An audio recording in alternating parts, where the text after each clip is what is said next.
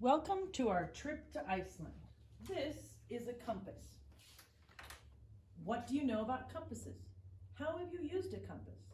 Why does the needle always point north?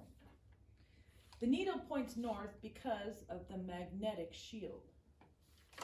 The magnetic pole or the shield comes out of the southern portion of Earth and back in at the North Pole.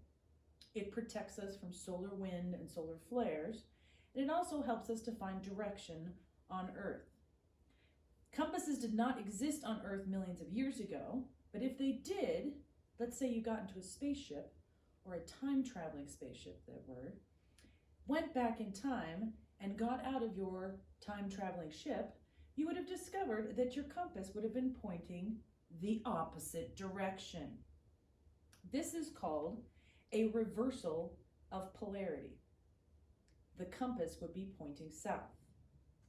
We have not experienced a reversal of polarity during human history, but there's evidence in rocks that it has done so many times in the past. Many volcanic rocks, such as these in Iceland, contain magnetic minerals. The polarity cools as the magma comes out as lava and cools. The polarity is captured in the rocks. Whatever the polarity of the Earth at the time the rock was formed is the magnetic polarity of the rock. We're going to study the polarity of rocks on the floor in the Atlantic Ocean near Iceland. The Mid-Atlantic Ridge is a young volcanic mountain range that goes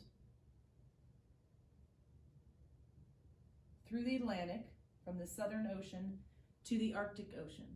It's a young volcanic mountain range called the Mid-Atlantic Ridge, and there's very few parts of it that are actually above the ocean, and Iceland is one of them. So what I did was I took a submersible or submarine, and I went down and I cut some pieces of rock in Iceland so that we could study them.